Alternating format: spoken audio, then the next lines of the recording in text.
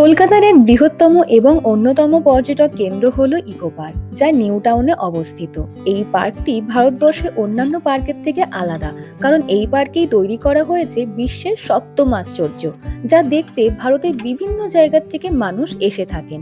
এছাড়াও রয়েছে botanical garden, butterfly garden, deer park, Japanese garden এবং বিভিন্ন রকমের রাইডস, আরো অনেক কিছু।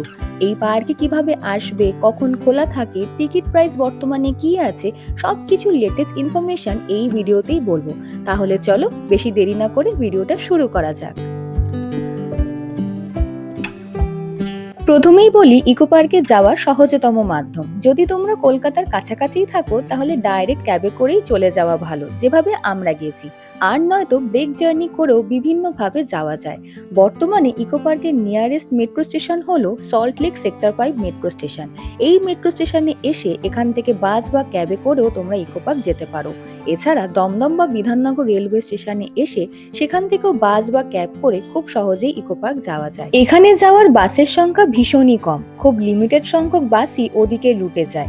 তোমাদের সুবিধার্থে আমি ডেসক্রিপশনে কিছু বাসের নাম্বার মেনশন করে দিলাম। এটা হলো গেট নাম্বার 4। এই দিক থেকে ঢুকলে প্রথমেই 7 ওয়ান্ডার্সটা দেখতে পাওয়া যাবে। কেউ যদি পার্সোনাল কার বা বাইক নিয়ে আসো তাহলে এখানে পার্কিং এরও সুব্যবস্থা রয়েছে। সামনেই টিকিট কাউন্টার, এখান থেকে টিকিট কেটে সোজা ভিতরে ঢুকে গেলাম। এছাড়া অনলাইনে বুক মাই শো অ্যাপ দিয়েও কিন্তু আগে থেকে তোমরা টিকিটটা কেটে রাখতে পারো। এই যে টিকিটটা তোমরা কাটবে, এটা ইকো পার্কে শুধুমাত্র এন্ট্রি করবার টিকিট। 7 ওয়ান্ডার্সে ঢুকবার জন্য আলাদা করে কিন্তু টিকিট কেটে নিতে হয়। ইকো পার্কে এন্ট্রি টিকিট প্রাইস হলো 30 টাকা পার হেড এবং 7 ওয়ান্ডার্সেরও এন্ট্রি টিকিটের প্রাইস হলো 30 টাকা পার হেড। আমরা এখন ঢুকে পড়েছি 7 ওয়ান্ডার্স দেখতে। চলো তোমাদেরকেও ভিতরটা ঘুরে ঘুরে সবটা দেখাই। হ্যালো এভরিওয়ান, কেমন আছো তোমরা সবাই? আমি মৌমিতা এবং তোমরা দেখছো মৌ সাহা ব্লগ। তো আমরা চলে এসেছি আজকে ইকো পার্কে। আর ইকো পার্কে এখন সময় হচ্ছে গিয়ে বেলা 1:30 বাজে, আর এখানে এখন বিভৎস রোদ। তাই আমাকে এখন এই ছাতাটাকে সাথী হিসাবে বেছে নিতে হয়েছে, বিকজ এখানে কোনো জায়গাতে শেড নেই। আর এখন আমরা রয়েছি 7 ওয়ান্ডারে। তো 7 ওয়ান্ডারটা তোমাদেরকে ঘুরে দেখাচ্ছি কিরকম রয়েছে, তো তোমরা ঘুরে ঘুরে দেখো আমার সাথে। ইকো পার্কের এখন ওপেনিং টাইম হলো দুপুর 12টা এবং ক্লোজিং টাইম হলো সন্ধে 7টা। এটা হচ্ছে গিয়ে পেট্রা জর্ডান। তো এখন আমরা পেট্রা জর্ডানের একটা রেপ্লিকাতে ঢুকছি। 7 ওয়ান্ডার্সের প্রথম হেরিটেজ সাইট হলো পেট্রা জর্ডান। এটি একটি প্রাচীন এবং ঐতিহাসিক শহর, যা তার অসাধারণ পাথর খোদাই স্থাপত্যের জন্য বিখ্যাত। দেখতে পাচ্ছ চারিদিকটা কি সুন্দর করে ডেকোরেট করা। আমি তো এখানে ফার্স্ট টাইম এলাম। এই কাজগুলো কিসের? পাথরে। সিরিয়াসলি এগুলো পাথরে? ও মাই গুডনেস, কি সুন্দর এগুলো বানিয়েছে ওরা। এটা ভাবো শুধুমাত্রই একটা রেপ্লিকা, কিন্তু এটা যারা অরিজিনালটাই কি বিভৎস। দ্বিতীয় আশ্চর্য ছিল ইজিপ্টের পিরামিড। এটা হচ্ছে গিয়ে মিশরের পিরামিড।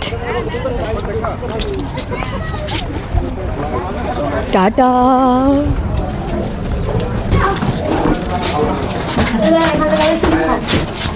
আমি আরো ভিতরে যাচ্ছি।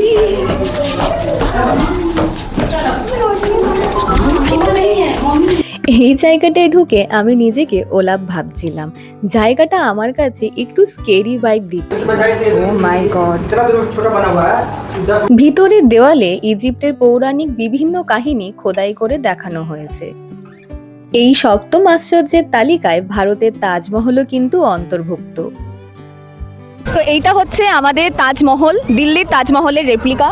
কি অপূর্ব! আমার এটাই একটা জিনিস যে রেপ্লিকাগুলো এত সুন্দর। জীবনে কখনো অরিজিনালগুলো দেখতে পারবো কি পারবো না জানি না। জীবনে যদি কখনো সত্যি দিল্লিতে যাই তো দিল্লির অরিজিনাল তাজমহলটা দেখবো, বাট আপাতত রেপ্লিকা দেখেই কাজ চালাই।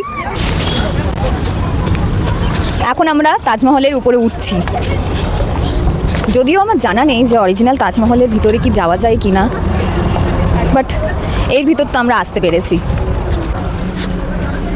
কি সুন্দর জায়গাটা দেখো তোমরা। আমরা সবাই জানি যে মুঘল সম্রাট শাহজাহান তার প্রিয় স্ত্রী মুমতাজ মহলের স্মৃতিতে এই শ্বেত পাথরের সমাধিসহ ভবনটি নির্মাণ করেছিলেন।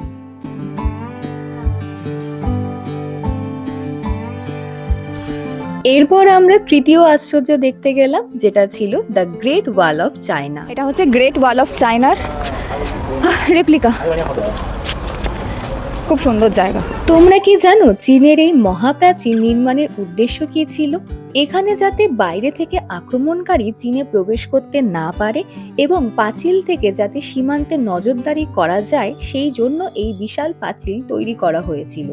আর তোমরা জেনে অবাক হবে, এই পাঁচিল নির্মাণের অন্যতম উপাদান ছিল আঠালো চাল বা স্টিকি রাইস। এই জায়গাটাই পুরোটা এরকম ভাবে পুরো গোল হয়ে রয়েছে। যদি এই জায়গাটা একটু জল থাকতো, জল আর মাছ থাকতো, তাহলে খুব ভালো হতো, জায়গাটা আরো সুন্দর হয়ে যেত। এইখান থেকে পুরো তাজমহলটা দেখো কি সুন্দর লাগছে।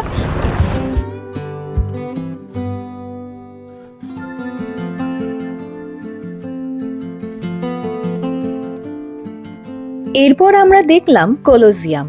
এটা রোমের একটি সেরা স্থাপত্য। এটি মূলত গ্ল্যাডিয়েটর যুদ্ধ, পশু শিকার এবং জলযুদ্ধ প্রদর্শনের জন্য ব্যবহার করা হতো। এর কাঠামোটা উপবৃত্তাকার। এটি প্রায় 2000 বছরেরও বেশি পুরনো, যা আজও রোমের একটি জনপ্রিয় হেরিটেজ সাইট।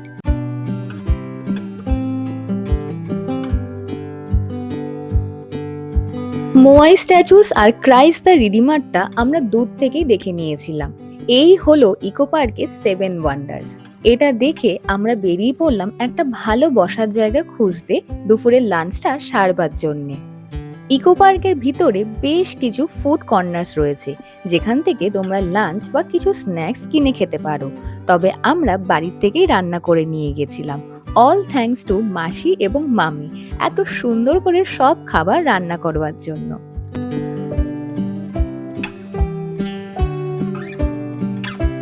এরপর আমরা বাটারফ্লাই গার্ডেনে ঢুকলাম, কিন্তু দুর্ভাগ্যবশত একটাও বাটারফ্লাই আমরা এখানে দেখতেই পাইনি। শুধুমাত্র একটা পাক খেয়ে আমরা বেরিয়ে চলে এলাম। এরপর আমরা ঢুকলাম বাংলার ভাস্কর্য গার্ডেনে। বাংলার ভাস্কর্য গার্ডেন। এই গার্ডেনটা ভিতর থেকে এত সুন্দর, দুদিকের দেওয়ালে বাংলার ঐতিহ্যকে কি সুন্দরভাবে তুলে ধরা হয়েছে। এটা আমরা দেখি সাহিত্যকলা, যেটা হচ্ছে আমাদের ভাস্কর্য চিত্রকলা যে আমাদের রয়েছে। আমাদের ভারতবর্ষের হচ্ছে সাহিত্য সংস্কৃতির যে চিত্রকলা সংকট, মানে যেগুলো আমরা চলচ্চিত্রে দেখি, যেগুলো আমরা হয়ে গেছে যে ঐতিহাসিক ঘটনা, সেইগুলো আমাদের বাংলার তার ভাবমূর্তি। আচ্ছা, খুব সুন্দর জায়গাটা, ভীষণই সুন্দর। এখানে নৃত্যকলা, তারপর সঙ্গীত, তারপর এখানে আরো অনেক কিছু দেখানো হচ্ছে। আমাদের ভারতবর্ষে যত মনীষী, সমস্ত মনীষীদের, এটা মনে হচ্ছে রামকৃষ্ণ, না রামকৃষ্ণ কি? তোমরা কমেন্ট করে বলো এটা কি। মনে তো হচ্ছে রামকৃষ্ণই। এটা রামকৃষ্ণ পরমহংসদেব নয়, নয় নামও তো লেখা নেই। এরপর আমরা গেলাম হেলিকনিয়া গার্ডেনে। এখানের প্রতিটা গার্ডেনই ভীষণ সুন্দর, ভীষণ যত্ন করে এরা মেনটেন করে রাখে, যাতে ভ্রমণকারীরা এখানে এসে এখানকার প্রাকৃতিক সৌন্দর্যেই মুগ্ধ হয়ে যায়। এখন আমরা বড় মেন লেকটার দিকে যাচ্ছিলাম। ওখানে এসে আমরা এই ম্যাপটা দেখতে পেলাম। ম্যাপ দেখে যা বুঝলাম, আমরা অনেক কিছুই দেখতে মিস করে গেছি। তোমরা এই ম্যাপটার একটা স্ক্রিনশট নিয়ে নাও। তোমরা যখনই ইকো পার্ক আসবে, এই ম্যাপটা দেখে দেখেই ঘুরবে। এখন আমরা যাচ্ছি হচ্ছে গিয়ে বোটিং করতে। তো আমরা এখন ওই যে দেখতে পাচ্ছ ওইখানে স্টিমারে চলছে, আর একটা হচ্ছে গিয়ে প্যাডলিং। এটা হচ্ছে প্যাডলিং আর এটা হচ্ছে গিয়ে স্টিমার। তো এখন দেখি যে আমরা কোন বোটিংটায় বসি, ঠিক আছে, আর কি ভাড়া নিচ্ছে না নিচ্ছে সেটাও তোমাদেরকে বলছি। অ্যাকচুয়ালি আমাদের ইচ্ছা ছিল হচ্ছে গিয়ে সাইক্লিংটা করার, কিন্তু সাইক্লিংটা এখন তো যা শুনলাম 15 মিনিট করে করাচ্ছে, ওই জন্য সাইক্লিংটা এখন আর করছি না। আর এখন আমরা বোটিং করতে যাচ্ছি। তো চলো বোটিংটা করি। নর্মালি সাইক্লিং এর ফেয়ার হলো 150 পার সাইকেল ফর 30 মিনিটস, বাট সেদিনকে এত রাশ ছিল, টাইমিংটা কমিয়ে 15 মিনিট করে দিয়েছিল। এছাড়া paddle boating, kayaking, water zorbing, toy train, এগুলো সবই 100 থেকে 150 করেই ফেয়ার থাকে। আর আমরা সেদিনকে চড়েছিলাম স্পিড বোট, যেটার টিকিট প্রাইসও নিয়েছিল 150 পার হেড। এই সবাই তাকাও, এই তাকাও মামা, তাকাও।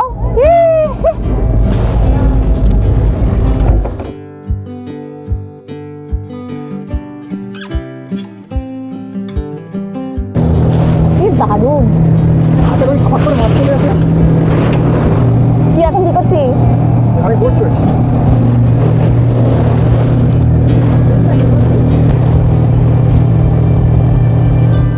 এর আগে এটা মিস করে গেছি, গ্রাম বাংলাটা। এর ভিতরে গ্রাম বাংলা আছে। হ্যাঁ, ওই তো পাখা পাখা করা। হ্যাঁ, ওটা মিস।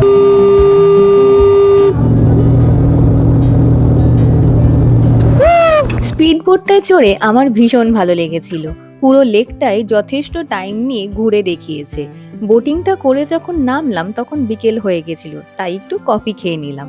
আস্তে আস্তে চারিদিকে লাইটও জ্বলতে আরম্ভ করে দিয়েছে। এই ব্যস্ততার জীবনে একটা দিন হাতে সময় বের করে পরিবারের সাথে ঘোরা, সময় কাটানো, খাওয়া দাওয়া এসব করার জন্য ইকো পার্ক একদম আইডিয়াল স্পট। এরপর আমরা ঢুকলাম জাপানিজ ফরেস্টে। এখানে যখন ঢুকলাম তখন অলরেডি সন্ধে হয়ে গিয়েছিল। দিনের বেলায় আসলে আরো ভালো করে হয়তো চারিদিকটা দেখা যেত, কিন্তু কি আর করা যাবে।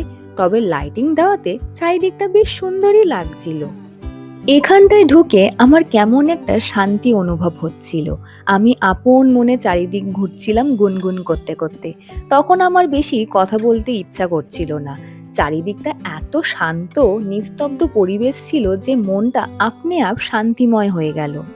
এই ছিল ইকো পার্কের ডিটেল ভিডিও। যদি তোমাদের কিছু জানার থাকে তাহলে অবশ্যই কমেন্ট করো, এবং আমার দ্বারা যদি কোনো ইনফো দিতে মিস হয়ে যায় তাহলে সেটাও আমাকে কমেন্ট করে জানিও।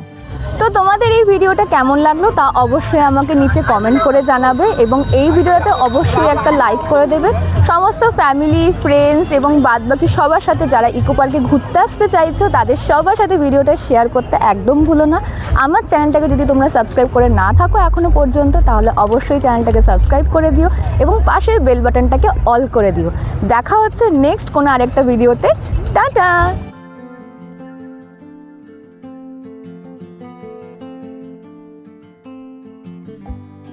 কিসে যাচ্ছে এটা? আচ্ছা আচ্ছা, তোমরা যদি চাও আমি অরিজিনাল তাজমহল তোমাদেরকে দেখাই তাহলে আমাকে ভোরে ভোরে সাবস্ক্রাইব করো আর এই ভিডিওটা সবার সাথে শেয়ার করো। कोई तरीका है भीख मांगने का? भीख तो हाथ जोड़ के मांगते हैं, आप लोग तो दादागिरी कर। তাহলে আমি নেক্সট ভিডিও তাজমহলে করব, অরিজিনাল তাজমহলের। पता है क्रोकोडाइल, দাঁড়া দাঁড়া দাঁড়া একটু দাঁড়া। लेपर्ड केव, टाइगर केव, इसमें जानते हैं